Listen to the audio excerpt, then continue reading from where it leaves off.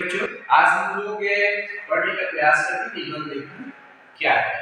ऐसे क्योंकि ऐसे यदि आपकी समृद्धि होती है तो कहीं ना कहीं आप अपनी भाषाएं जो है, जो अभिव्यक्ति की आजादी है, जो आपके अभिव्यक्ति के विचार हैं, उसे आप स्वतंत्र रूप से व्यक्त कर सकते हैं। और इसे आप यदि लिपिबद्ध करके अपनी बातों को रखते हैं तो निश्चित रूप से आपका प्रभाव समाज के अन्य लोगों पर बहुत अच्छे तरीके से पड़ता है। हमारे पास विचार है और विचार की अभिव्यक्ति के लिए ही ये ऐसे राइटिंग होते हैं।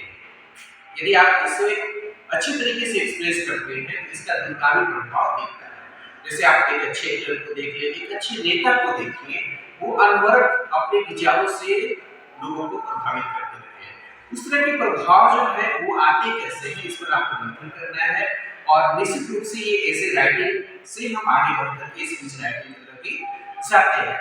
तो इसे हमें चीजों को समझने का हम प्रयास करते हैं। सबसे पहले है कि यदि हम पत्र लेखन करते हैं, निबंध लेखन लिख रहे होते हैं या एक्सप्रेस कर रहे होते हैं, साथ ही साथ इसके जो फॉर्मेट्स होते हैं उसका हमें प्रॉपर केयर करना होता है। यदि फॉर्मेट्स का प्रॉपर केयर करते हैं तो एक सृजनशीलता आती है, एक कल्पनाशीलता आती है और उस कल्पना के बेस पर हम बहुत अच्छी बातें सामने वाले के ऊपर रख पाते हैं। निश्चित रूप से हमें एक फॉर्मेट को ध्यान देना चाहिए।